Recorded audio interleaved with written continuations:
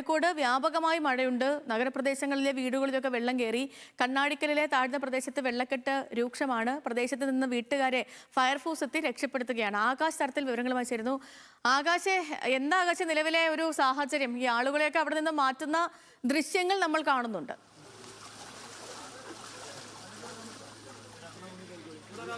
സേതുലക്ഷ്മി, പ്രധാനമായും ഈ കക്കയം ഡാമിലെ ഷട്ടറുകൾ ഉയർത്തിയ സമയത്ത് ഈ പൂന്നൂർ പുഴയിലെ പല ഭാഗങ്ങളിലും ഈ പുഴയോട് ചേർന്നുള്ള സമീപ പ്രദേശങ്ങളിലായ താഴ്ന്ന പ്രദേശങ്ങളിലെ വീടുകളിലേക്ക് വെള്ളം കയറുന്ന ഒരു സാഹചര്യമുണ്ടായി. ഇന്നലെ രാത്രിയോടുകൂടി തന്നെ ഈ പ്രദേശത്ത് നിരവധി വീടുകളിലേക്ക് വെള്ളം കയറി. അവിടെ നിന്ന് ഒരുപാട് പേർ ഇവിടെ നിന്ന് മറ്റ് ബന്ധുവീട്ടിലേക്ക് ഉൾപ്പെടെ പോയെങ്കിൽ കൂടി കുറച്ച് പേർ ഇവിടെ അകപ്പെട്ടു. അവരെയാണിപ്പോൾ റെസ്ക്യൂ ടീം രക്ഷപ്പെടുത്തിയത്. എത്ര കുടുംബങ്ങളുണ്ടായിരുന്നു അവിടെ? നമ്മളിവിടെ ഒരു കുടുംബം മാത്രമേ ഉള്ളൂ. ഇവർ ഇന്നലെ രാത്രി ഒരു 1:30 മണിക്കാണ് നമ്മളെ വിളിക്കുന്നത്. അപ്പോൾ രാത്രി ഇവിടെ ഭയങ്കര ഒഴുക്കായതുകൊണ്ടേ അവർ ഓൾറെഡി ഒരു സ്ഥലത്താണല്ലോ.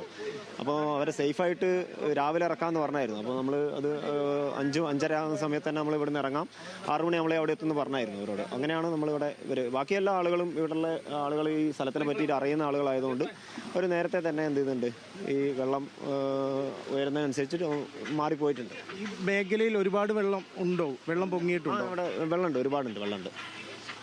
ഇനി കുടുംബങ്ങൾ ആരെങ്കിലും അവിടെ ഇല്ല, ഇനി അങ്ങനെ ആളുകളില്ല, അങ്ങനെ പ്രശ്നങ്ങളില്ല.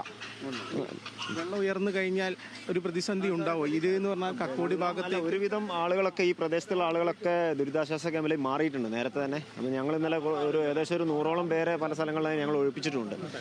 അപ്പോൾ പിന്നെ നിലവിൽ വലിയ ഭീഷണികളില്ല എന്നാണ് നമ്മൾ മനസ്സിലാക്കുന്നത്. ഈ കുടുംബം തമിഴ്നാട് സ്വദേശികളായിരുന്നു അല്ലേ? അതെ അതെ. അവർക്ക് അറിയില്ലായിരുന്നു ഇവിടെ ഈ സ്ഥലത്തിനെ പറ്റിയിട്ട് വലിയ ഒരു ധാരണയില്ല, എത്രത്തോളം വെള്ളം കയറും എന്നുള്ളത്. അപ്പം അതുകൊണ്ടാണ് ഇവർ അവിടെ തന്നെ നിന്നത്. വെള്ളം ഒഴിയും എന്നുള്ള പ്രതീക്ഷയിൽ നിന്നാണ്.